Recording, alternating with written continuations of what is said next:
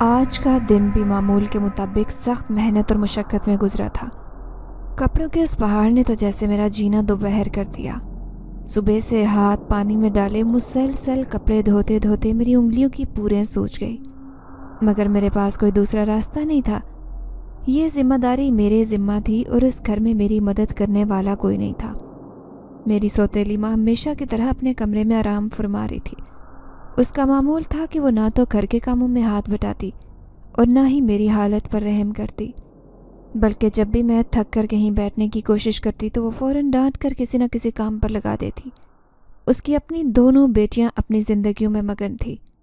وہ کبھی سہیلیوں کے ساتھ گھومنے پھرنے چلی جاتی تو کبھی اپنے کمرے میں بیٹھ کر موبائل پر مصروف رہتی۔ نہ ان کو میری محنت کی پرواہ تھی، نہ میرے تھکے ہوئے ہاتھوں کی۔ ان کا رویہ ہمیشہ ایسا ہوتا جیسے میں ہی اس گھر کی ملازمہ ہوں، نہ کہ ایک فرد۔ یہ بات مجھے اندر ہی اندر کھاتی رہتی، مگر میں کر بھی کیا سکتی تھی؟ میری آواز سننے والا کوئی نہیں تھا۔ اگر کبھی میں اپنی تکلیف کا ذکر کرتی تو میری سوتیلی ماں اور اس کی بیٹیاں الٹا مجھے جھڑک دیتی۔ میرے سوتیلے بھائی البتہ یہاں موجود نہیں ہوتے تھے۔ وہ دونوں دوسرے شہر میں پڑھتے تھے، مگر ان کی ذمہ داریاں مجھ پر تھی۔ ہر ہفتہ اور اتوار کو وہ دونوں اپنے ہفتے بھر کے گندے کپڑے لے کر گاتے۔ یہ کپڑے دھونا، استری کرنا اور ان کو ترتیب سے واپس رکھنا میرا ہی کام تھا۔ وہ آ کر کپڑوں کا ڈھیر میرے حوالے کرتے اور سونے چلے جاتے۔ ہفتہ اور اتوار ان کا سوتے ہی گزرتا، اور یہ 2 دن ان کی یونیورسٹی سے چھٹی ہوتی تھی۔ لیکن اتنا کام کرنے کے باوجود بھی میں نے کبھی ان کے منہ سے شکریہ یا تعریف کے 2 الفاظ نہیں سنے تھے۔ آج بھی یہی سب ہو رہا تھا۔ میں ایک کے بعد ایک بالٹی بھر کر کپڑے دھوتے جا رہی تھی اور پھر ان کو چھت پر جا کر سکھانے کے لیے پھیلا رہی تھی۔ میرے جسم میں تھکن کی شدت بڑھتی جا رہی تھی، مگر کام ختم کرنے کی بھی جلدی تھی۔ چھت پر جا کر کپڑے پھیلانا تو اور بھی مشکل کام تھا۔ یہ سیڑھیاں نہایت تنگ اور ڈھلوانی تھی، جن پر چڑھتے وقت اکثر میرا پاؤں پھسلنے کا خطرہ رہتا۔ آج بھی جب میں کپڑوں کی بالٹی اٹھا کر چھت پر جا رہی تھی تو میرے پاؤں میں ایک عجیب سی تھکن محسوس ہوئی۔ آخرکار جب میں سب سے اوپر والی سیڑھی پر پہنچی تو میرے قدم لڑکھڑا گئے، میری چیخ نکل گئی۔ میرے ہاتھ میں بالٹی تھی اور توازن برقرار رکھنا مشکل ہو گیا تھا۔ اس لمحے مجھے یوں لگا کہ شاید یہ میری زندگی کا آخری لمحہ ہے۔ سیڑھیوں سے گرنے کے بعد میں زندہ نہیں بچوں گی۔ یہ خیال میرے ذہن میں بجلی کی طرح آیا۔ میرے دل کی دھڑکن تیز ہو گئی، اور پھر میرا نام کلثوم ہے اور میری عمر اس وقت 20 سال ہے۔ میرے بچپن کا بیشتر حصہ دکھ اور تنہائی میں گزرا تھا۔ جب سے میں نے ہوش سنبھالا خود کو ہمیشہ گھر کے کاموں میں مصروف پایا۔ میرا بچپن کبھی بھی عام بچوں کی طرح نہیں گزرا تھا، جو کھیلتے کودتے اور والدین کی شفقت کے سائے میں زندگی گزار رہے ہوتے۔ میں صرف 12 سال کی تھی جب میری ماں کا انتقال ہو گیا۔ ماں کی زندگی بیماریوں میں جکڑی ہوئی تھی اور میں نے انہیں ہمیشہ بستر پر پڑے دیکھا تھا۔ وہ بہت کمزور تھی اور ان کی صحت دن بدن خراب ہوتی جا رہی تھی۔ میرے بعد ان کی کوئی اولاد نہیں ہوئی تھی۔ ان کی خدمت کے لیے ایک ملازمہ رکھی گئی تھی جو شاید میری نانی نے ان کے لیے بھیجی تھی تاکہ کوئی ان کی دیکھ بھال کر سکے، لیکن یہ ملازمہ بھی میری ماں کی تکلیف کو مکمل طور پر ختم نہیں کر سکتی تھی۔ وہ اپنی خدمت کروانے کی بجائے ہر وقت اس کو میرا خیال رکھنے کا کہہ دیتی، کیونکہ ان کی بیماری کے ساتھ ساتھ ان کے دل پر جو بوجھ تھا وہ اور بھی زیادہ تکلیف دہ تھا۔ ان کو بس ایک ہی خیال تھا کہ ان کے بعد میرا کیا ہوگا۔ وہ میرے باپ کی لاپرواہی سے شروع دن سے ہی واقف تھی۔ انہوں نے کبھی مجھ پر کوئی توجہ نہیں دی تھی۔ میری ماں ہمیشہ میری ملازمہ کو کہتی کہ میرے بعد کلثوم کا خیال تم ہی رکھنا۔ وہ بھی ادھیڑ عمر کی ایک عورت تھی جس کا نام خالہ سکینہ تھا۔ میرے والد ہمیشہ میری ماں سے ناراض ہی رہتے۔ ان کی نظر میں میری ماں ان کے سر پر تھوپا گیا ایک ایسا بوجھ تھی جسے وہ نہ چاہتے ہوئے بھی اٹھانے پر مجبور تھے۔ یہ ناراضگی صرف ان کے رویے تک محدود نہیں تھی، بلکہ ان کی باتوں میں بھی جھلکتی دکھائی دیتی۔ وہ اکثر میری ماں کے سامنے برا بلا کہتے تھے کہ ان کی شادی ایک ایسی عورت سے کروا دی گئی ہے جو نہ صرف بیمار رہتی ہے بلکہ ان کی زندگی کے تمام خوابوں اور خوشیوں کو برباد کرنے کی وجہ بھی بنی ہے۔ ان کے لہجے میں ایک ایسی تلخی اور حقارت ہوتی کہ میری ماں کے چہرے پر غم کے سائے مزید گہرے ہو جاتے۔ وہ کچھ نہ کہتی لیکن ان کی آنکھوں سے بہنے والے آنسو ان کے دل کی تکلیف بیان کر دیتے۔ میں نے کئی بار اپنی ماں کو اکیلے بیٹھ کر آنکھوں سے آنسو بہاتے دیکھا۔ वो चुपचाप रहती, जैसे उनके पास अपने गम को हल्का करने का कोई हक नहीं हो, या जैसे वो अपने दिल की तकलीफ़ किसी को बताने से भी कासिर हों। कभी कभार मैं उनके पास जाकर उनसे कुछ कहने की कोशिश करती, लेकिन उनके गालों पर बहते आंसू और उनकी खामोशी मुझे मज़ीद बेबस कर देती। मैं उनकी हालत देखकर अंदर से टूट जाती। एक तरफ मेरी मासूम उम्र थी, तो दूसरी तरफ उनके लिए कुछ ना कर पाने का दुख, जो मुझे अंदर ही अंदर खाए जाता था। मेरे वालिद की ये नाराज़गी और हकारत किसी इत्तफाक का नतीजा नहीं थी, बल्कि एक गहरी वजह थी जिसका जिक्र वह अक्सर अपनी झिंझलाहट में कर दिया करते। वो शुरू से ही अपनी एक कुलीग, खुश शक्ल और ख़ुद मुख्तार औरत को पसंद करते थे। वो औरत उनकी नज़र में ज़हीन और उनके मेयार के मुताबिक थी, लेकिन मेरी दादी ने उनकी ये पसंद कभी कबूल नहीं की। मेरी दादी की नज़र में ख़ानदान की इज़्ज़त और अपनी बेटी के वट्टे सट्टे में किए गए रिश्ते ज़्यादा अहम थे। इसलिए उन्होंने मेरी वालिद की पसंद को नज़रअंदाज करते हुए ज़बरदस्ती उनकी शादी मेरी माँ से करवा दी। ये शादी बकौल मेरे वालिद के उनके लिए किसी सज़ा से कम नहीं थी। वो अक्सर गुस्से में कहते थे कि उनकी ज़िंदगी को बर्बाद करने के लिए मेरी दादी ने उनकी ख्वाहिशात को पसे पुश डालकर एक ऐसी औरत से उनका निकाह करवाया जो ना सिर्फ बीमार रहती थी, बल्कि उनके ख्वाबों और अज़ाइम को पूरा करने में भी उनकी कोई मदद नहीं कर सकती थी। वो अपनी कुलीग के बारे में बात करते एक कामिल औरत के तौर पर उसे पेश करते, और जब मेरी माँ की बात आती तो उनके लहजे में ऐसी कड़वाहट आ जाती कि मेरी माँ की आंखें बेख्तियार नम हो जाती। उनकी शादी को 13 साल बीत चुके थे। उन 13 सालों में मेरी माँ को कभी भी मैंने एक खुशहाल अज़दवाजी ज़िंदगी मेरे बाप के साथ गुजारते नहीं देखा। ये तमाम बातें ना सिर्फ मेरी माँ के लिए अज़ियतनाक थी, बल्कि मुझ पर भी गहरे असरात डाल रही थी।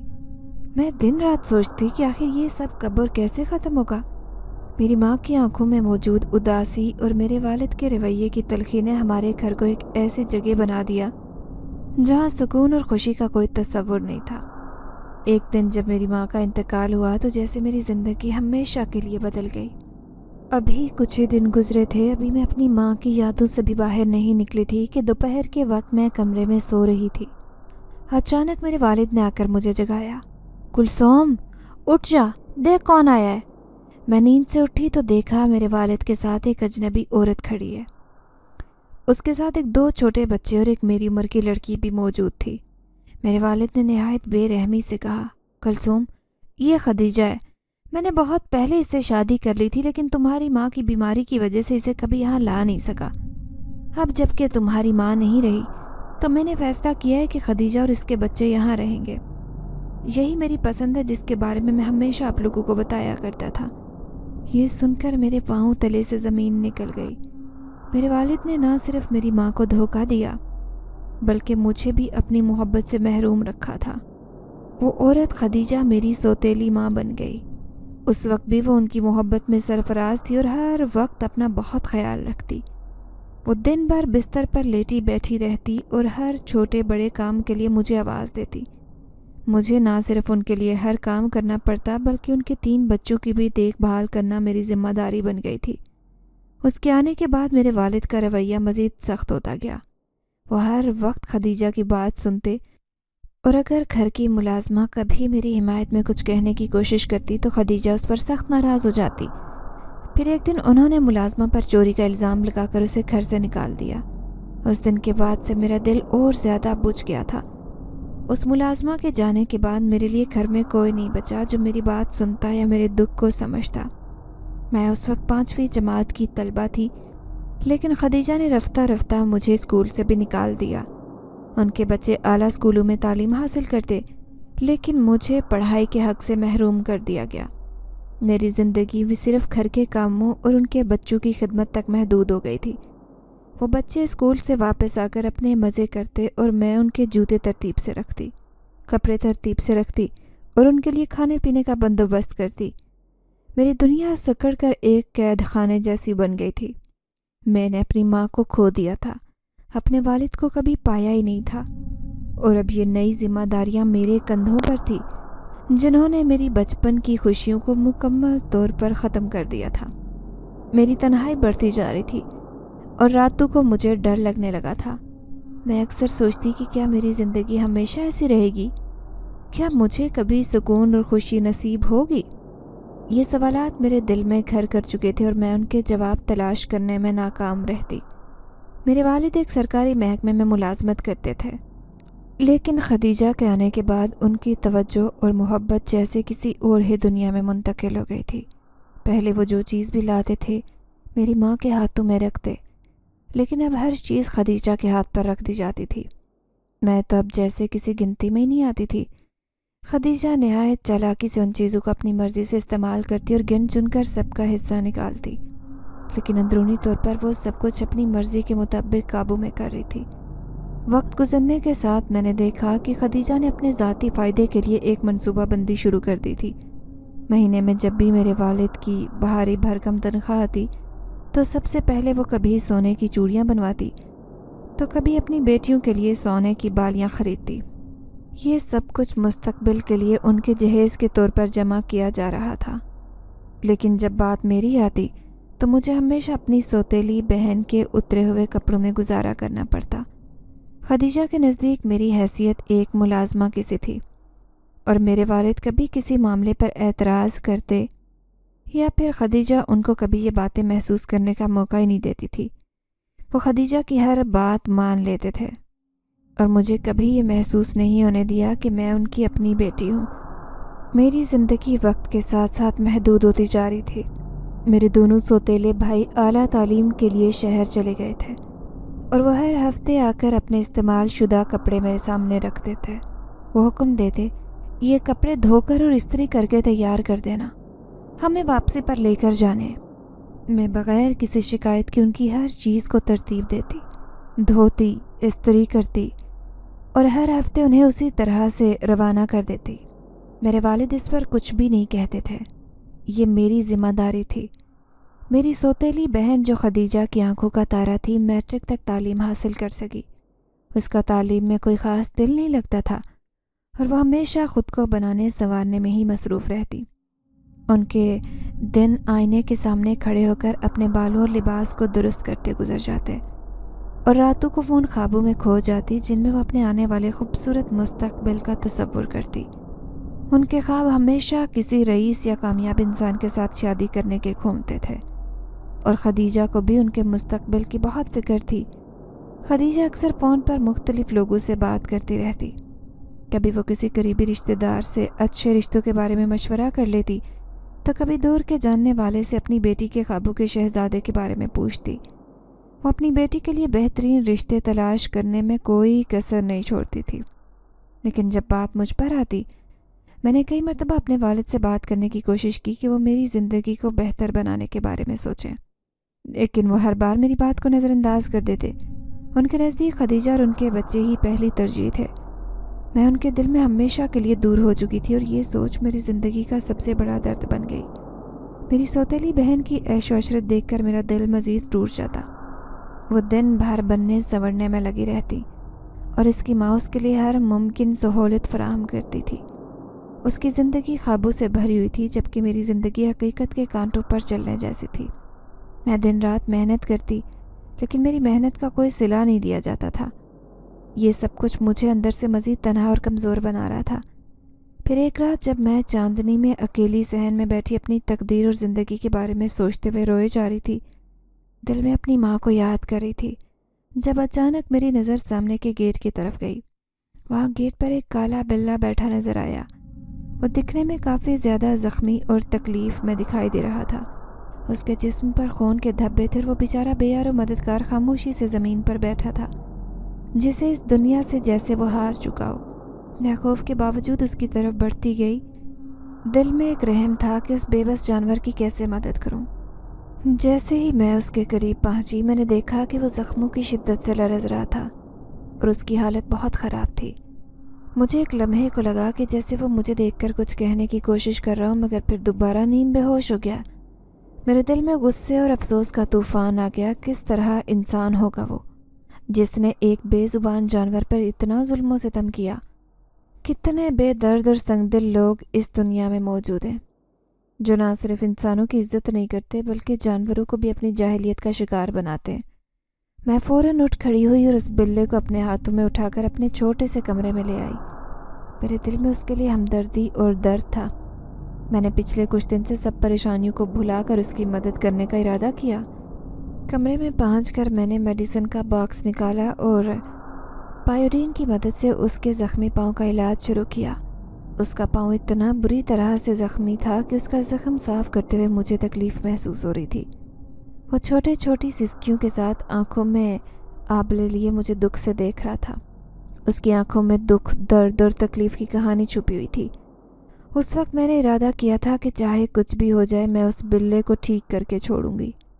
जब मैंने उसके पाँव पर पट्टी बांधी तो मुझे लगा कि मैंने कुछ अच्छा किया है, कुछ सही किया है। उस जानवर का ज़ख्म किसी इंसान के ज़ख्म से ज़्यादा बड़ा और तकलीफ़देह था। मैं उस वक्त खुद को उसके लिए एक छोटे से मुहाफ़िज़ की तरह महसूस कर रही थी। उसकी आंखों से बहते आंसू और खामोश दर्द मुझे अंदर तक हिला कर रख गए। उसके बाद मैं भी थक कर वहीं कमरे में ज़मीन पर बैठकर सो गई। मेरी आंखों में उसके दर्द का अक्स था और दिल में उसकी मदद करने की खुशी। सुबह जब मेरी आंख खुली तो मैंने देखा कि उसकी खून से भरी पट्टी अभी तक वहीं रखी हुई थी, लेकिन हैरानी की बात थी कि अब वो काला बिल्ला कमरे में मौजूद नहीं था। मैं हैरान हो गई कि इतनी मजबूत पट्टी आखिर उसने कैसे खोली। मैंने दोबारा कमरे का जायज़ा लिया, हर तरफ नज़र दौड़ाई, मगर उसका कोई पता नहीं था कि वो बिल्ला कहाँ गया था। क्या ये कोई ख्वाब था या हकीकत? मैं अभी तक उसकी गैर मौजूदगी पर हैरान थी और दिमाग में इस सवाल का जवाब ढूंढने की कोशिश कर रही थी। उसने इतनी तकलीफ़ के बावजूद कैसे खुद को आज़ाद किया? फिर नींद से उठकर मैं जैसे ही सहन में आई, मेरे दोनों भाई भी घर वापस जा चुके थे। उन्होंने आते ही मुझे कपड़े धोने का काम सौंप दिया और मैं बेचारी बगैर किसी एतराज़ के ये काम करने लग गई। सारा दिन कपड़े धोते गुजर गया और थकन से मेरा जिस्म चूर हो गया, लेकिन काम का कोई इख्तिताम नहीं था। दोपहर के खाने का वक्त आया तो मैंने ये सोचा कि खाना भी बनाना है, लेकिन इससे पहले मुझे अपने भाइयों के कपड़े धोकर तार पर फैलाने थे। ये सब कुछ करते हुए मेरे दिमाग में एक बेचैन सा ख्याल आ रहा था कि आज मेरी हालत कुछ ख़ास बेहतर नहीं है, लेकिन फिर भी मेरे अंदर का ये अज़म था कि अपने भाइयों का काम पूरा करूं। जैसे मैं ऊपर जाने के लिए सीढ़ियां चढ़ने लगी, मेरा पाँव बुरी तरह से मुड़ गया और मैं सीढ़ियों पर लुढ़क कर गिर पड़ी। मेरी हालत ऐसे होने लगी कि मुझे लगा जैसे मेरी टांग टूट गई हो। एक ज़ोरदार दर्द की लहर मेरी टांग में दौड़ गई। मेरी आंखों के सामने अंधेरा छा गया। मैं दर्द की शिद्दत से बुरी तरह से बेहोश होने लगी। तभी मुझे महसूस हुआ कि जैसे किसी ने मुझे फ़ौरन पकड़ लिया हो। मैं उस वक्त अपनी हालत समझ नहीं पाई कि क्या हो रहा है, लेकिन ये महसूस हुआ कि वो मुझे उठाकर कहीं लेकर जा रहा है। मेरी आंखें खुली तो मैंने खुद को छत पर पड़ी चारपाई पर लेटा पाया और मेरी टांग को किसी ने बहुत एहतियात से पकड़कर ऊंचा करके रखा था।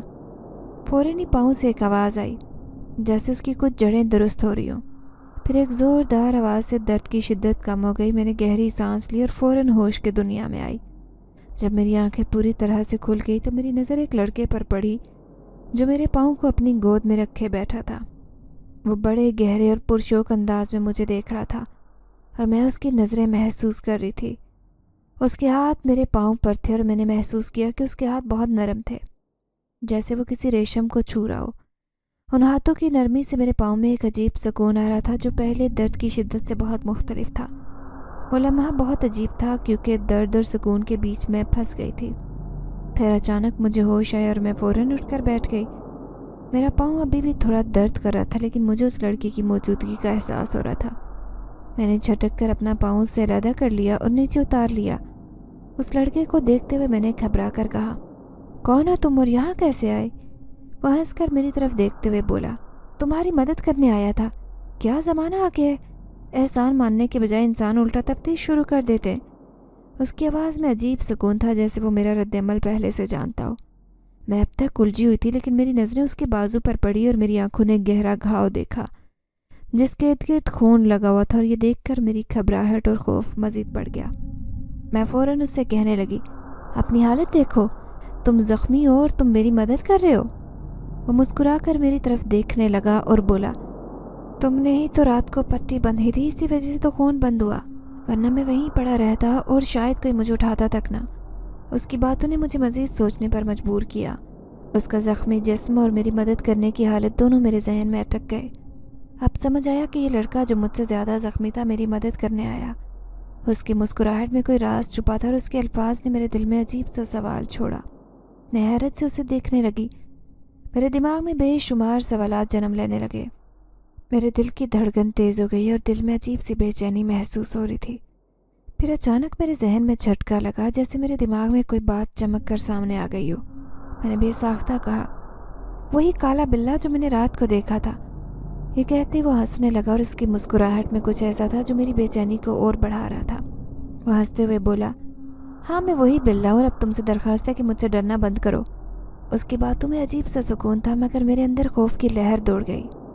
मैं थोड़ी देर के लिए कुछ नहीं बोल सकी और फिर धीरे से पूछा, क्या मतलब तुम्हारी बात का? वो गहरी सांस लेते हुए बोला, हाँ मैं एक जिनदादा हूँ जो बिल्ले के रूप में निकला था। एक बेरहम आदमी की छत फलांग रहा था जब उसने मुझे समझकर ये वार कर दिया कि मैं उसके कबूतर को ना खा लूँ। उसने शायद खौफ के मारे मुझ पर हमला किया था। उसकी बातों में एक ऐसी हकीकत थी जो मैं ना तो समझ पा रही थी ना यकीन कर पा रही थी, लेकिन मैंने उससे बदला नहीं लिया। वो फिर बोला, मैं तुम्हारे साथ वाले खाली मकान में जाना चाहता था जहाँ मुझे कोई देख नहीं सकता था, लेकिन खून के तेज़ बहाव ने मुझे तुम्हारे घर में आने पर मजबूर कर दिया। फिर तुमने मुझे देखा तो तुमने मुझे उठा लिया और पट्टी बांधी। उसकी बातों ने मुझे एक लम्हे के लिए उस जहान से गाफिल कर दिया। मेरा मुंह खुले का खुला रह गया था। मेरे दिमाग में एक तूफान उठने लगा। क्या ये सब हकीकत में भी हो सकता है? मैं जो इंसानों के बारे में जानती थी, क्या जिन्नात भी हमारे दरमियान मौजूद थे? ये ख्याल मेरे दिमाग में चक्कर लगा रहा था, लेकिन दिल अभी तक इस बात को मानने के लिए तैयार नहीं था। वो मेरी खामोशी को देखकर मुस्कुरा रहा था और फिर बोला, क्यों नहीं होता? जिस तरह तुम इंसानों का इस धरती पर हक है, वैसे ही हम जिन्नात का भी उतना ही हक है। तुम इंसान हमें अक्सर भुला देते हो और हम पर इतना जुल्म करते हो कि हम मजबूर होकर चुपते फिरते हैं। उसकी आवाज़ में एक दर्द था जो मेरे दिल तक पहुंच गया और मैं उसकी बातों में सच्चाई तलाश करने की कोशिश कर रही थी। लेकिन एक बात है, वो रुक कर बोला, तुम इंसान बहुत बेरहम होते हो। उसकी इस बात से मुझे अंदाज़ा लगा कि जैसे वो वाकई सच कह रहा हो। उसकी बात सुनकर मेरी आंखों में हैरानी आ गई और दिल में नया सवाल उभरा कि क्या हम इंसान वाकई इतने बेरहम हैं? जो हमारे बारे में ये कह रहा था, क्या वो सच था? ये सवाल मेरी रूह में सरायत कर गया और मैंने दिल में फ़ैसला किया कि मुझे उसकी हकीकत को समझना होगा, चाहे कुछ भी हो। मैं जानती थी कि तुम ये बात मुझे तंग करने के लिए कह रहे हो। मैंने कुछ एहतियात से कहा, लेकिन मेरे दिल में एक सवाल था जिसका जवाब सिर्फ वही दे सकता था। तभी मैं उससे कहने लगी, हटो मेरे सामने से, मुझे तेज़ भूख लगी है। सुबह से कामों में लगी हूँ और अब मेरा बुरा हाल हो चुका है। मेरे पाँव का दर्द तो जैसे गायब ही हो गया था। वो कुछ नहीं बोला और कपड़े वहीं छोड़कर खामोशी से मैं नीचे आ चुकी थी। मैं फ़ौरन किचन की तरफ दौड़ी ताकि कुछ खाने के लिए बना सकूं। आज मेरे भाई भी घर पर मौजूद थे और इसी वजह से अम्मा ने गोश्त बनाने का कहा था। मैंने फ़ौरन फ्रिज की तरफ कदम बढ़ाए और उसके दरवाजे को खोला ताकि गोश्त निकाल सकूं। मगर जैसे ही मैंने अंदर झांका तो मेरी आंखें हैरत से फैल गई। वहाँ गोश्त की जगह कबाब बने हुए थे। मैंने हैरत से इधर उधर देखा, क्योंकि मुझे अच्छी तरह से याद था कि सुबह बाबा ने यहाँ पर गोश्त रखवाया था और मुझे कहा था कि इनके कबाब बना लेना, जो कि रात में मैं बिरयानी के साथ तैयार मैंने करने थे। मेरे जहन में सवालात का तूफ़ान उठने लगा। मेरे अलावा तो घर में कोई भी ये काम नहीं करता था, यहाँ तक के हाथ भी नहीं लगाता था, तो फिर ये इतने मज़े के कबाब कहाँ से आए? और ये खुशबू, उनकी खुशबू जैसे मेरे नथनों से टकरा रही थी। मैंने फ्रिज बंद किया और जैसे ही हांडी का ढक्कन उठाया, मेरी हैरत की इंतहा न रही। मेरे सामने बहुत ही लजीज किस्म के कौरमे की खुशबू फैल गई थी और किचन में अजीब सी खानों की खुशबू फैली जो मेरे दिल को सुकून दे रही थी। पूरे किचन में खुशबू ने ऐसा जादू कर दिया कि मुझे लगा जैसे वक्त रुक गया हो। तरतीब से रोटियां भी पकी पड़ी थी और चावल भी निखरे निखरे तैयार पड़े थे। मैं फटी आंखों से किचन की तरफ देख रही थी कि ये सब कुछ कैसे मुमकिन हो सकता है। तभी मुझे अपनी माँ की आवाज़ आई, कब से खाना बनाने में लगी हो? कि अब तक तुम्हारा खाना तैयार नहीं हुआ? तुम्हारे भाइयों को भूख लगी है, दिन के 2 बज रहे हैं, तुम्हारे अब्बा भी आते होंगे। मैं फ़ौरन अपनी अम्मा की तरफ देख रही थी। उस वक्त मेरी हालत अजीब सी थी, जैसे मेरी समझ में कुछ नहीं आ रहा हो। मैं फटी आंखों से माँ की तरफ देखने लगी जो दरवाजे के पास खड़ी मुझे देख रही थी। मेरे दिमाग में बेतहाशा सवालात थे, लेकिन उनका जवाब सिर्फ वो जिन ज़्यादा दे सकता था जिसका राज अब तक मैं समझ नहीं पाई थी। मैंने उससे कहा, जी अम्मी, बस टेबल पर खाना लगाती हूँ, आप सबको टेबल पर आने का बोल दें। वो चिढ़ते हुए कहने लगी, ये काम भी अब मैं करूँगी? शर्म तो तुम्हें आती नहीं? जल्दी खाना लगाओ, मैं सबको बोलती हूँ। वो कहते हुए वहाँ से चली गई। मैं खाना प्लेटों में डालकर टेबल पर रखने लगी और दिल में ख्याल आया। जैसे ही मेरी नज़र सीढ़ियों की तरफ गई, वो लड़का मुझे देखकर मुस्कुरा रहा था। उसकी मुस्कुराहट इतनी दिलकशी से भरी थी कि उसे देखते ही पलकें झपकाने का भी दिल नहीं चाह रहा था। जैसे ही मेरी नज़रें उस पर मरकूज़ हुई, मैं साथ साथ अपने हाथ भी चलाती रही। खाना प्लेटों में डालती और टेबल पर रखने लगी। मेरे दिल में एक और ख्याल आया कि अगर अम्मा ने इस लड़के को यहाँ देख लिया तो वो तो मुझे मार डालेंगी, क्योंकि मैं ही इसे पहली बार घर लाई थी और उनके नज़दीक ये इंतहाई गैर मामूली बात हो सकती थी। मुझे फ़ौरन उसका खौफ भी महसूस होने लगा। मैं दिल में सोचने लगी कि ये खाना भी यकीनन उसी की मेहरबानी से बना होगा। जिन्नात तो वैसे भी बहुत ताकत रखते हैं, उनके लिए कोई काम मुश्किल नहीं होता। अब मुझे यकीन हो गया था कि वो वाकई कोई इंसान नहीं बल्कि जिनज़ादा है। मेरे जहन में ये सवालात जड़ पकड़ने लगे कि उसका मकसद क्या हो सकता है, क्यों वो मेरी मदद कर रहा है और क्या वो मेरे घर में मेरे लिए मज़ीद मुश्किलात पैदा करेगा। एक तरफ मैं उसकी मदद की शुक्रगुजार थी तो दूसरी तरफ खौफ भी था कि उसके आने से मेरी ज़िंदगी में मुश्किलात ना आ जाएं। उसका राज मुझ पर जितना खुलता उतनी ही परेशानी बढ़ती जा रही थी। मैं सोचने लगी कि अब जब उससे मिलूंगी तो कहूँगी कि वो हमारे घर से चला जाए, कहीं ऐसा ना हो कि मेरी ज़िंदगी में पेचीदगियाँ उसकी वजह से आएँ। मैं सोचूं में बढ़ती जा रही थी और दिल में अजीब सा खौफ और बेचैनी थी। सबके लिए खाना लगाकर मैंने अपना खाना किचन में ही छोड़ा, क्योंकि जब तक सब खाना खाते मैं सबके लिए चाय बनाती। खाने के फ़ौरन बाद सब लोग टेबल पर ही चाय पीते, इस वजह से कभी भी सबके साथ मिलकर खाना नहीं खा पाती। चाय का पानी चढ़ाकर मुझे ख्याल आया कि मुझे कपड़े सुखाने के लिए तार पर डाल लें। मैं छत पर आई तो सारे कपड़े तारों पर टंगे हुए थे और ये मंजर देखकर मुझे हैरानी का सामना हुआ। ज़िंदगी में पहली बार मुझे थोड़ी सी सुकून की कैफियत महसूस हो रही थी, और वो भी उस शख्स की वजह से जिसे मैंने बुरा भला कहा था और जाने का बोला था। लेकिन अब मैं छत पर आई तो वो मुझे कहीं नज़र नहीं आ रहा था। मैंने इधर उधर नज़र दौड़ाई, जैसे वो वहाँ मौजूद होगा, लेकिन उसका कोई निशान नहीं था। मेरे दिल में अजीब सी बेचैनी हुई, जैसे कुछ कमी हो, कोई खला हो जो उसके जाने से पैदा हो गया हो। दिल की ये बेचैनी मेरे दिमाग में मुसलसल घूम रही थी। और फिर नीचे आकर सबको चाय देने के बाद मैं खुद खाना खाने लगी। खाना इतना लजीज और खुशबूदार था कि मैंने पहले कभी ऐसा खाना नहीं चखा था। हर नवाला मेरे जायके की तस्कीन का सबब बन रहा था। मैंने खाने के दौरान ये सोचा कि कितनी अजीब बात है, आज खाने में ख़ास बात है, जैसे उसमें कोई जादू हो। फिर मेरे वालिद ने कहा, खाना बनाते बनाते कुलसूम के हाथ में कितना जायका आ गया है, ऐसे महसूस होता है जैसे किसी बड़े रेस्टोरेंट का खाना खा रहे हो। मेरे वालिद की ये बात सुनकर मेरी माँ को थोड़ा अजीब लगा और वो ज़ब्त करके चुप हो गई, लेकिन फिर भी उन्होंने सिर्फ सर हिला दिया। मेरे भाइयों ने भी आज खाने की खुलकर तारीफ़ की। हाँ भाई, खाना तो बिल्कुल मज़े का है और काबिल तारीफ़ भी है। ये सुनकर अंदर ही अंदर मैं खुश हो गई, क्योंकि रोज़ का खाना अच्छा होता था, लेकिन आज का खाना जायकेदार था। उसकी तारीफ़ किए बिना हम लोग नहीं रह सकते थे।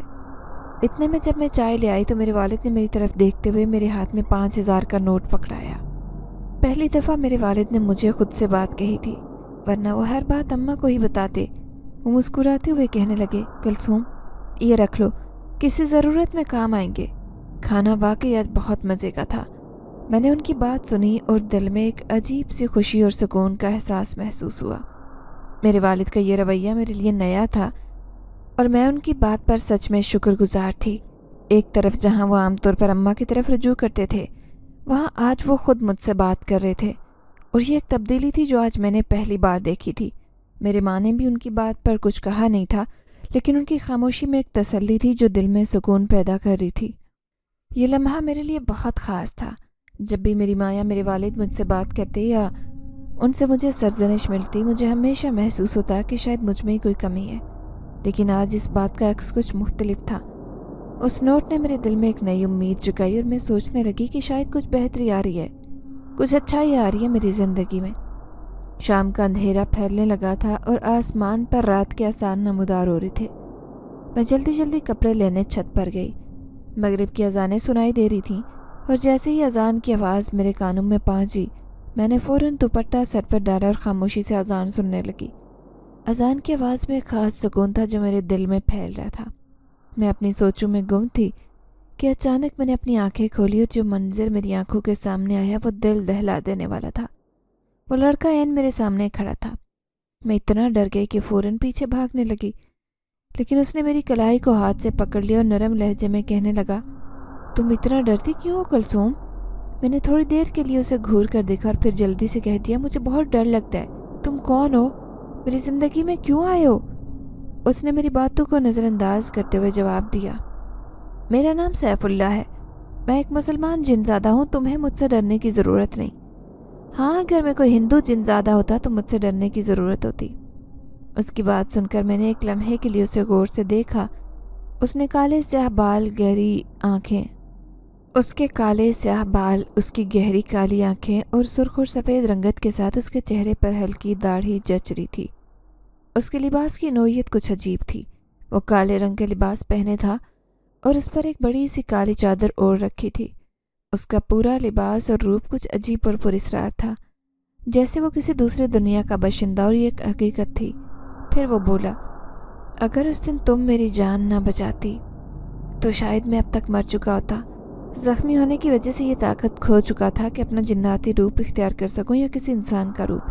اگر تم مجھے نہ بچاتی تو میں کبھی اپنا روپ نہیں بدل سکتا تھا اور کوئی بھی مجھے مار کر کسی گندی جگہ پر پھینک دیتا۔ تم نے مجھ پر بہت بڑا احسان کیا۔ اس کی باتوں نے مجھے اور بھی حیران کر دیا۔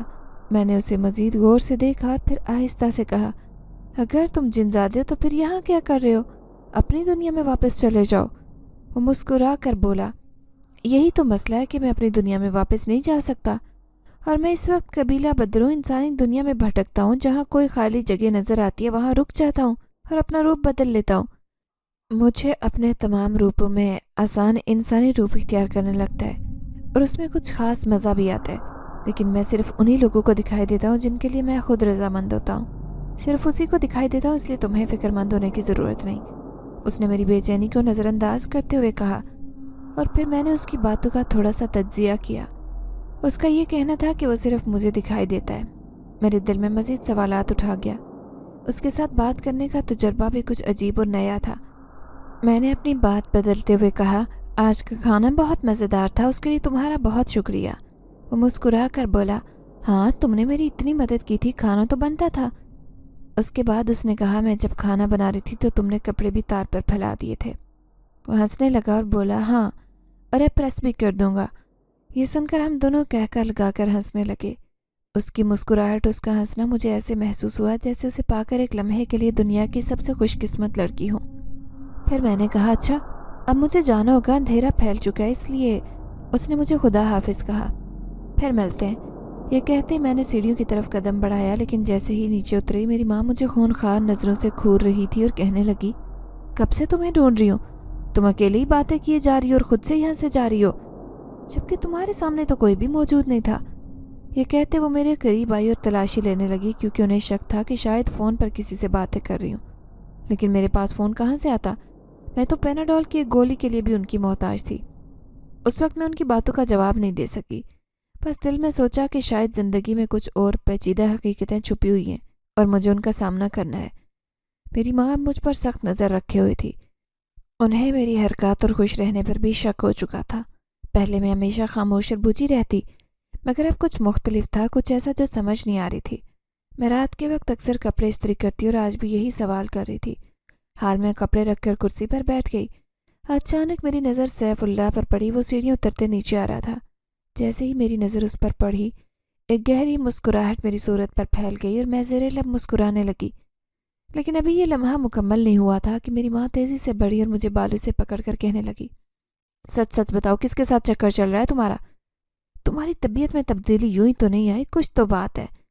وہ غصے سے باتیں کر رہی تھی، لیکن اس سے پہلے کہ میں کوئی جواب دیتی، اچانک میری ماں کو ایک زوردار جھٹکا لگا اور وہ نیچے گری۔ یہ سب اتنا تیز تھا کہ میں سٹ پٹا کر رہ گئی۔ نظر اٹھا کر دیکھا تو سیف اللہ کی آنکھوں سے تیز روشنی نکل رہی تھی جو پورے کمرے میں پھیل گئی۔ میری ماں کی آنکھوں میں حیرت اور خوف تھا اور وہ مجھے گھور کر کہنے لگی، یہ کیا ہے؟ یہ سب کیا ہو رہا ہے؟ وہ چیخ کر رونے لگی اور ان کے ساتھ کچھ ایسا ہو گیا کہ ان کا بازو کام کرنا چھوڑ گیا اور وہ بے ہوش ہو چکی تھی۔ روتے ہوئے کہنے لگی، کوئی مجھے بچاؤ، اس لڑکی نے مجھ پر جادو کروا دیا ہے، یہ کسی جنات کے ساتھ ملی ہوئی ہے۔ میرے دل میں ہلچل مچ گئی، لیکن میں خاموش تھی اور یہ سب کچھ دیکھ رہی تھی۔ پھر اچانک ان کے بچے عاصم اور یاسر باہر آ گئے اور ان کی مدد کرنے لگے۔ انہوں نے اپنی ماں کو اٹھایا اور کہا، کیا ہو گیا امی؟ میں نے سہمے ہوئے انداز میں کہا، انہوں نے میرے بال پکڑے اور خود ہی نیچے گر گئی، مجھے نہیں پتا ان کے ساتھ کیا ہوا۔ عاصم نے کچھ دیر میری طرف گھور کر کہا، शायद अम्मी को इस्त्री से करंट लग गया होगा। अम्मी, आपको क्या ज़रूरत थी कुलसुम के बाल पकड़ने की? सारा दिन तो वो घर के काम काज करती है, इसके साथ ऐसा तो नहीं होना चाहिए था। सब लोग मेरी हिमायत में बोलने लगे और माँ को समझाने लगे कि उन्होंने गलत किया और शायद उसी का नतीजा था कि वो इस हाल में गिरी। सैफुल्लाह सीढ़ियों के साथ टेक लगाकर ज़ोर से हंस रहा था, जैसे उसने मेरी माँ को सज़ा देकर बहुत बड़ी कामयाबी हासिल की हो। मेरी नज़रें बार बार उसकी तरफ जा रही थी और दिल में ये खौफ था कि कहीं वो किसी को नज़र ना आ जाए, वरना मेरी शामत आ जाएगी या फिर उसे कोई नुकसान पहुंच सकता है। लेकिन उस दिन वो बहुत खुश था, क्योंकि उसके ख्याल में उसने मेरी माँ को सज़ा देकर कुछ बड़ा कर लिया था। चंद घंटों बाद मेरी माँ डॉक्टर के पास गई और वहाँ से दवाएं ले आई। वो थोड़ी सी परेशान थी कि अचानक ये क्या हो गया। उनकी नज़रें अब भी मुझ पर थी, गुस्से से भरी हुई। मेरी माँ ने मुझसे बात करना शुरू की। वो जो कुछ भी कह रही थी उससे यही जाहिर हो रहा था कि उन्हें अब तक मेरे बारे में शक था, और वो समझ नहीं पा रही थी कि मेरे अंदर ये तब्दीली कहाँ से आई। सुबह को जब मैं उनके बिस्तर पर चाय देने आई तो उन्होंने मुझे बैठने का कहा। बैठ गई तो अपने होठों से गहरी सांस भरकर कहने लगी, तुम्हें मेरे साथ ऐसा नहीं करना चाहिए था। वो मुझसे हाथ जोड़कर माफ़ी मांगने लगी और उनकी आंखों में शर्मिंदगी और पछतावे का रंग वाज़े था। उसने कहा, जो भी मैंने तुम्हारे साथ जुल्म और ज़्यादती की है, तुम मुझे उसके लिए माफ़ कर दो बेटी। उसके अल्फाज में सच्चाई थी और गहराई थी। वो वाकई अपने किए पर पछता रही थी। मेरी आंखों में नमी आ गई और मैंने फ़ौरन उसका हाथ पकड़कर उसे गले लगा लिया। अम्मी, कैसी बातें कर रही हैं आप? तो मेरी माँ की जगह हैं। आप मुझसे माफ़ी ना मांगें, मुझे शर्मिंदा ना करें। मैं जानती थी कि जो कुछ भी हुआ वो मजबूरी थी, और शायद वो भी अपनी ज़िंदगी के सख्त हालात में मुब्तला थी। जैसे ही मैंने उसे माफ़ किया, कुदरती तौर पर उसका हाथ खुद ब खुद काम करने लगा, जैसे उस पर कोई अजीब सा असर हो। वह हैरान होकर मुझे देखने लगी, फिर आहिस्ता से खुदा का शुक्र अदा करने लगी। उसकी आंखों में इत्मीनान था, जैसे उसने अपने दिल का बोझ हल्का कर लिया हो। वो मेरी तरफ कहने लगी मुड़कर, बेटी, मैंने तुम्हारे साथ जो कुछ किया उस पर मुझे अफसोस है। मैं वादा करती हूँ कभी तुम्हारे साथ ऐसा कुछ नहीं करूँगी जिससे तुम्हें तकलीफ़ हो। तुम मेरी बेटी हो, मैं तुम्हें वो मकाम दूंगी जिसकी तुम हकदार हो। आज मैं बहुत खुश और मुतमईन थी, क्योंकि घर में मुझे वो मकाम हासिल हो चुका था जिसका मैं हमेशा से ख्वाब देखती थी। वो मुकाम जो मैंने हमेशा अपनी माँ से चाहा था, आज वो मुझे मिल चुका था। और ये सब कुछ सैफुल्लाह की मदद से हुआ था, जिसकी रहनुमाई हमेशा मेरे साथ रही थी। वो मेरी ज़िंदगी में एक अनमोल मददगार के तौर पर आया, और उसकी मदद से ही मेरी ज़िंदगी बदल गई थी। शाम के वक्त जब मैं सैफुल्लाह के साथ बैठकर अपनी दुख दर्द की कहानियाँ उससे शेयर कर रही थी, तो बहुत आराम से मुझे सुनता जा रहा था। मैंने उससे कहा कि सैफुल्लाह, तुमने मेरी ज़िंदगी में इतनी बड़ी तब्दीली लाई है, तुम्हारा बहुत शुक्रिया। वो मुस्कुरा कर बोला, ये सब कुछ तुम्हारा हक था। तुमने उसे हासिल करने के लिए जो जिद्दोजहद की है वो मेरे लिए काबिल सत्ताइश है, और मुझे इसमें अपना कुछ भी कमाल नहीं लगता। हाँ, अलबत्ता एक बात है जो मैं कहना चाहता हूँ, वो ये कि शायद तुम्हारे लिए वो इंसान आया नहीं था जो तुम्हें ये सब कुछ दिलवा सके। तुमने मेरी मदद की और मैंने तुम्हें तुम्हारा हक दिलवा कर उस कर्ज को अदा कर दिया है। मैं जानती थी कि सैफुल्लाह के लिए ये सब कुछ करना कोई मामूली बात नहीं थी, और उसने जो वादा किया था वह हकीकत में एक बहुत बड़ा कदम था। मैं उससे ये सब कुछ सुनकर बहुत ज़्यादा सुकून महसूस कर रही थी। लेकिन फिर वह अचानक ही कहने लगा, अब मुझे अपनी दुनिया में वापस जाना होगा, क्योंकि मेरी दुनिया ये नहीं है जो कि तुम्हारी है। उसकी बातों में एक गहरा दुख था, और मैं जानती थी कि इंसानों और जिन्नात का मेल बिल्कुल मुमकिन नहीं है। अगर ऐसा मुमकिन होता तो शायद मैं सैफुल्लाह जैसी अजीम हस्ती से ही शादी करती, मगर अब वो मेरी ज़िंदगी में एक दोस्त और एक रहनुमा बन चुका था, जिसकी मदद से मैंने बहुत कुछ हासिल किया था।